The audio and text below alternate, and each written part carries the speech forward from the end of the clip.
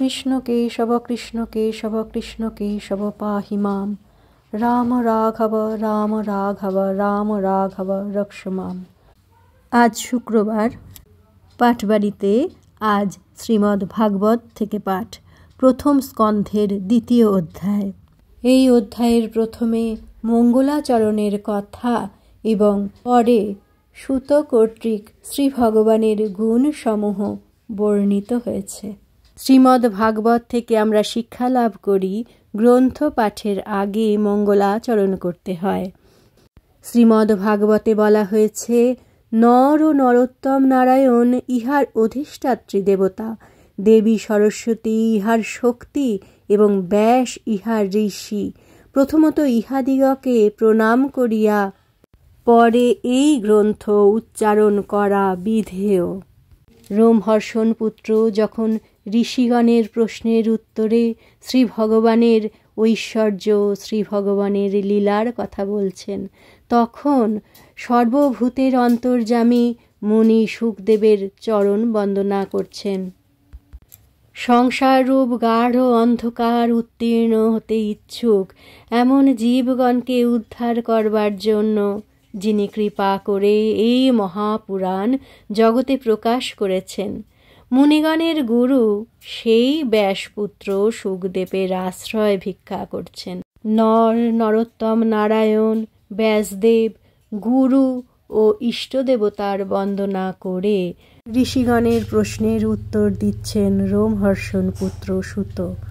আমরাও তাই প্রতিদিন ভগবদ্ গ্রন্থ পাঠের আগে মঙ্গলাচরণ সেরে নিই। অখণ্ডমণ্ডলাকারং ব্যপ্তং येन চরাচরম তৎপদং দর্শিতং येन তস্मै শ্রীগুরবে নমঃ। শুক্লাম্বরধরং বিষ্ণুং শশীবর্ণং চতুর্ভুজং প্রসন্নবদনং ধ্যায়েৎ সর্ববিঘ্নোপশান্তয়ে। নারায়ণং নমস্কৃত্য নরং চৈব নরোত্তমং দেবীং সরস্বতীং ব্যাসং ততো জয়মুদীরয়েৎ। ব্যাসং বশিষ্ঠনপ্তারং শক্তিপৌত্রমকল্মষং পরাশরাত্মজং বন্দে শুকতাতং তপোনিধিং।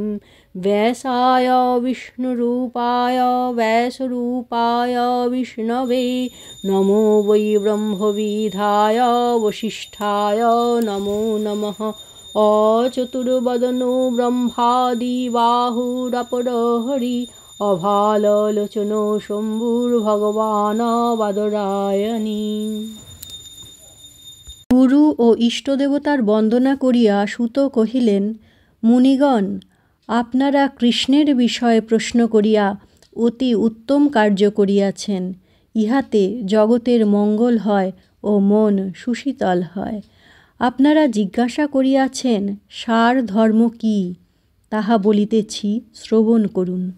যে ধর্ম হইতে শ্রী ভগবানে এরূপ ভক্তির উদয় হয় যে তাহাতে কোনো প্রকার কামনার গন্ধ থাকে না ও তাহাকে বিঘ্ন কখনও অভিভূত করিতে পারে না এবং তদ্দ্বারা প্রাণে পরমা শান্তি উদিত হইয়া থাকে, সেই ধর্মই জীবগণের পক্ষে সর্বাপেক্ষা উৎকৃষ্ট ধর্ম। ভগবান বাসুদেবের পাদপদ্মে যাহার ভক্তি জন্মে, ভগবানের রূপ ও গুণের কথা অল্পমাত্র শুনিলেই তাহার অপূর্ব জ্ঞান ও বৈরাগ্যের উদয় হয়। তাহাতে বাসনার লেশ মাত্র থাকে না। এরূপ জ্ঞান শুষ্ক তর্কাদি দ্বারা কখনও লাভ করিতে পারা যায় না। সুচারুরূপে ধর্ম আচরণ করিলেও যদি সে ধর্ম দ্বারা ভগবানের কথা শ্রবণে প্রীতি না জন্মে, তাহা হইলে সে ধর্ম কেবল বৃথা শ্রমের কারণ হয়। ধর্ম অনুষ্ঠান করিলে স্বর্গাদি লোকে গতি হয় সত্য, কিন্তু সে ফলকে যথার্থ ফল বলিয়া গণ্য করা উচিত নহে। কারণ যে পুণ্যের বলে স্বর্গলাভ হয়, সে পুণ্য চিরদিন থাকে না, উহা ক্রমশ ক্ষয় প্রাপ্ত হয়। হরিপাদপদ্মে ভক্তি হইলে শীঘ্র বৈরাগ্য উৎপন্ন হয় এবং পরে আত্মা কি তাহার স্বরূপ জানা যায়। এই অবস্থাকেই জ্ঞানীগণ অপবর্গ অর্থাৎ মুক্তি কহিয়া থাকেন। ভক্তি হইতে আরম্ভ করিয়া মুক্তি পর্যন্ত যাহা, তাহাই এই শাস্ত্রে পরধর্ম বলিয়া কথিত হইয়াছে। কোনো কোনো ধর্মশাস্ত্রকার বলেন, ধর্মের ফল অর্থ, সেই অর্থ হইতে কামনার সৃষ্টি হয়, সেই কামনা পূর্ণ হইলে ইন্দ্রিয় সকলের সুখ হয়, তখন পুনর্বার সেই সুখ লাভের আশায় মানুষ ধর্মের আচরণ করে। এই ভক্তিশাস্ত্রে যাহাকে ধর্ম বলিয়া নির্দেশ করা হইল, অর্থাদি উহার ফল নহে। মনুষ্য যতদিন বাঁচিয়া থাকিবে, ভক্তি ও বৈরাগ্যের চর্চা দ্বারা আত্মজ্ঞান লাভ করিতে যত্ন করিবে। প্রাণ ধারণ করিতে হইলে অর্থ, কাম্যবস্তু ও ইন্দ্রিয়ের সুখের সহিত সম্পর্ক ঘটিবে, কিন্তু ওই সকলের প্রতি আদৌ আসক্তি না রাখিয়া, অর্থাৎ পদ্মপত্রে জলের ন্যায় নির্লিপ্তভাবে উহাদিগকে ভোগ করিতে হইবে। কেবল তত্ত্ববস্তুর অন্বেষণ করাই জীবনের প্রধান উদ্দেশ্য।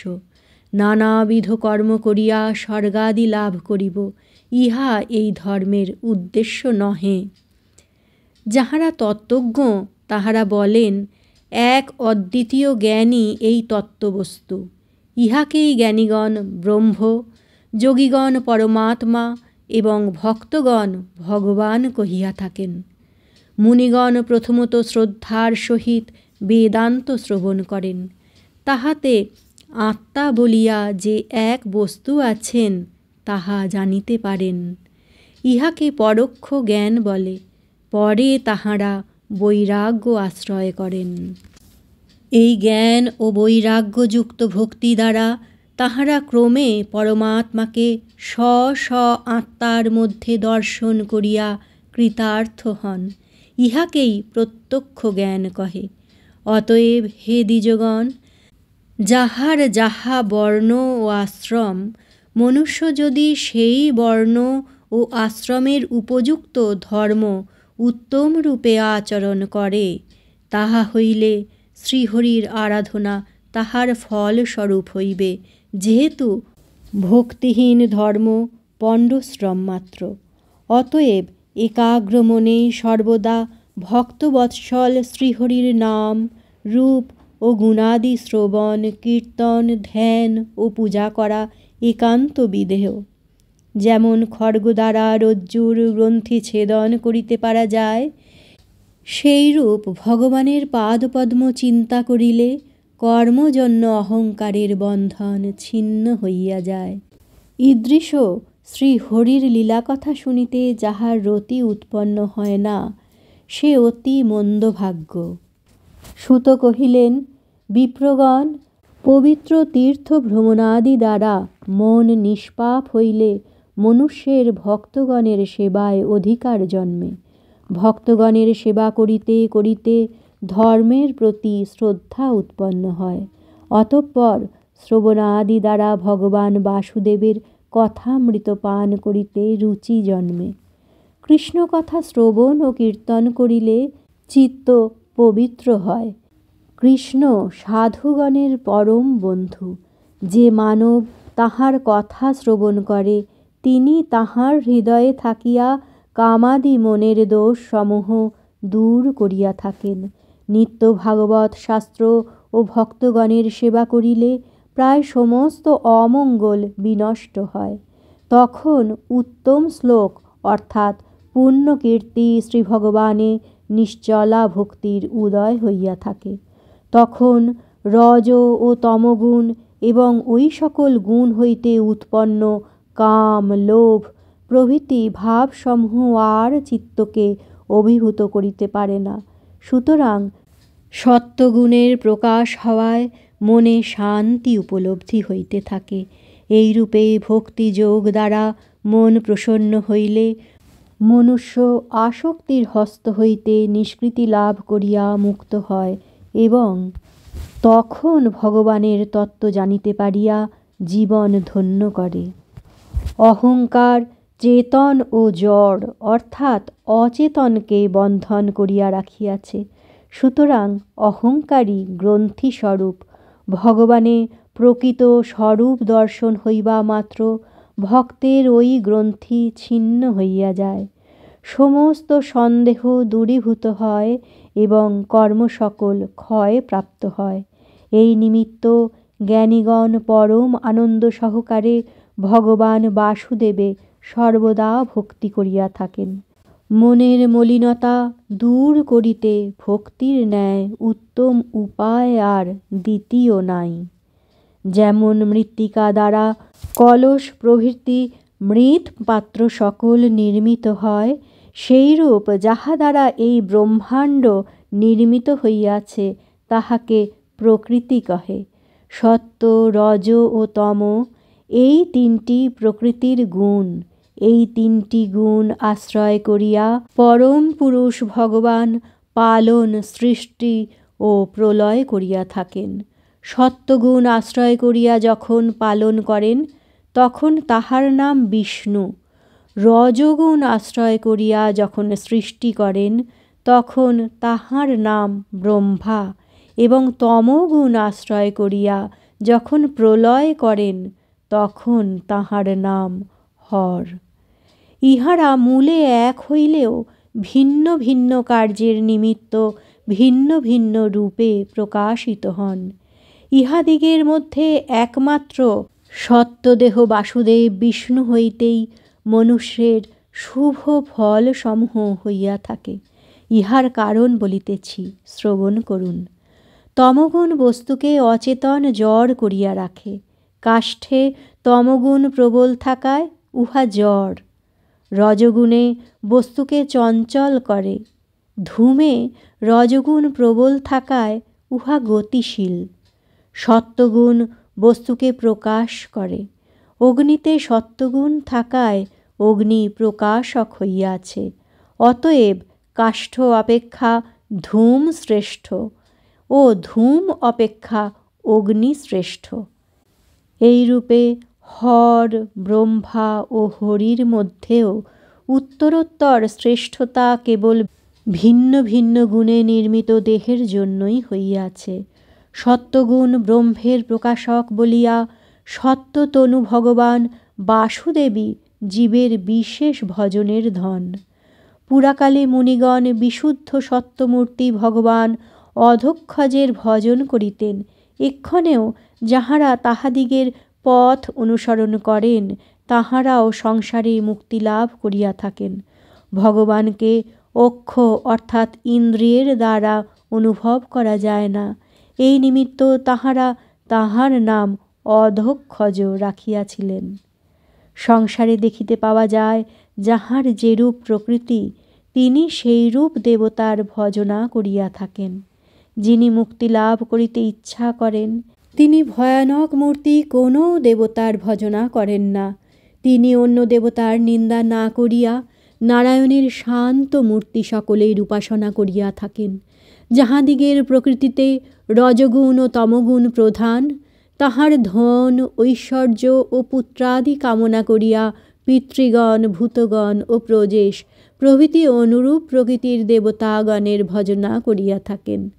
বেদ, যজ্ঞ, আসন, প্রাণায়াম প্রভৃতি যোগশাস্ত্রের ক্রিয়া, জ্ঞানশাস্ত্র, ধর্মশাস্ত্র এবং দান ও ব্রতাদির ফল স্বর্গ, এ সকলেরই একমাত্র লক্ষ্য বাসুদেব। তাহাকেই লাভ করিবার জন্য সকল শাস্ত্রেই প্রকারান্তরে উপদেশ প্রদত্ত হইয়াছে। সেই ভগবান গুণের বশীভূত নহেন। এই নিমিত্ত তাহাকে নির্গুণ কহে। যেমন সূত্ররূপ কারণ হইতে বস্ত্ররূপ কার্য হইয়া থাকে, সেইরূপ সৃষ্টির প্রারম্ভে ভগবানের প্রকৃতি হইতে চরাচর বিশ্ব উৎপন্ন হইয়াছে। প্রথমত তাহার প্রকৃতি হইতে জগতের নানা সূক্ষ্ম কারণ সকল প্রকাশিত হয়। ক্রমশ তাহারা পরমাণু রূপে পরিণত হয়। তখন ওই সকল কারণ হইতে স্থূল জগৎ সৃষ্ট হইয়া থাকে। আকাশ, বায়ু প্রভৃতি ভূতসমূহের মধ্যে অন্তর্যামী ভগবান বিরাজ করিতেছেন। তিনি যেন উহাদিগকে আপনার দেহ বলিয়া স্বীকার করিয়া উহাদিগের মধ্যে প্রবেশ করিয়াছেন বলিয়া মনে হয়, বস্তুত তাহা নহে। তাহার অতি উজ্জ্বল চিৎ শক্তির নিকট মায়া থাকিতে পারে না। যেমন অগ্নি এক হইলেও বহু কাষ্ঠে প্রকাশিত হওয়ায় বহু বলিয়া বোধ হয়, সেইরূপ বিশ্বের আত্মা ভগবান এক হইয়াও অসংখ্য ভূতের মধ্যে অন্তর্যামী রূপে প্রকাশিত হওয়ায়ও বহু বলিয়া বোধ হইতে থাকেন। লোককর্তা শ্রীহরি সূক্ষ্ম ভূত মন ও ইন্দ্রিয় দ্বারা প্রাণীগণের দেহ নির্মাণ করিয়া তাহাদিগকে রূপ রস প্রভৃতি বিষয় সকল ভোগ করাইতেছেন। তিনি লীলায় দেবতা, নর ও মৎস্যাদি ইতর প্রাণীগণের মধ্যে অবতার গ্রহণ করিয়া সত্ত্বগুণ দ্বারা লোক সকলকে পালন করিয়া থাকেন। ইতি শ্রীমদ্ভাগবত প্রথম স্কন্ধ দ্বিতীয় অধ্যায়। হরে মুরারে মধুকৈটভারে গোপাল গোবিন্দ মুকুন্দ শৌরে যজ্ঞেশ নারায়ণ কৃষ্ণ বিষ্ণু নিরাশ্রয়ং মাং জগদীশ রক্ষ রক্ষ রক্ষ।